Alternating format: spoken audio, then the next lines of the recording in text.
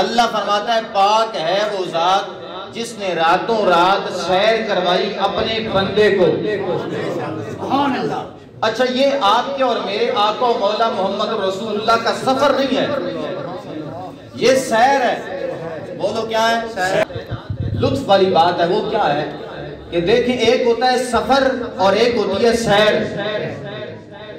1 kilometre کا فاصلہ ہو، سفر کرنا ہو تو سفر تیزی سے ہوتا ہے، چند منٹوں میں ہو جاتا ہے، لیکن 1 کلومیٹر کا ہی فاصلہ ہو اور سیر کرنے کی نیت سے گزرنا ہو تو گھنٹہ لگ جاتا ہے۔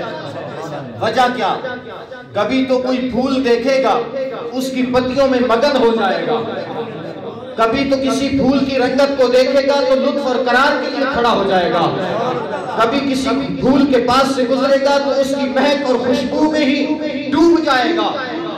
ہے فاصلہ 1 کلومیٹر کا ہی، سفر کرتا تو تیزی سے چند منٹوں میں حل ہو جاتا، لیکن سیر ایسا عمل ہے کہ اگر 1 کلومیٹر کا فاصلہ بھی ہو تو وہاں گھنٹہ لگ رہا ہے۔ اب دیکھو میرے حضور کے اس انداز کو رب ذوالجلال نے سفر نہیں فرمایا، فرمایا میں نے اپنے حبیب کو سیر کرائی۔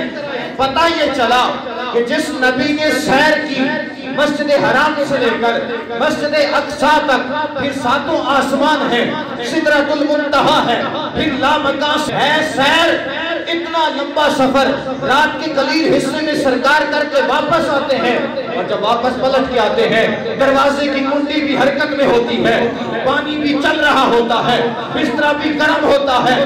پتہ یہ چلا اور جس نبی کی سیر اتنی جلدی ہوتی ہے اس نبی کا سفر کتنا تیزی سے طے ہوتا ہوگا۔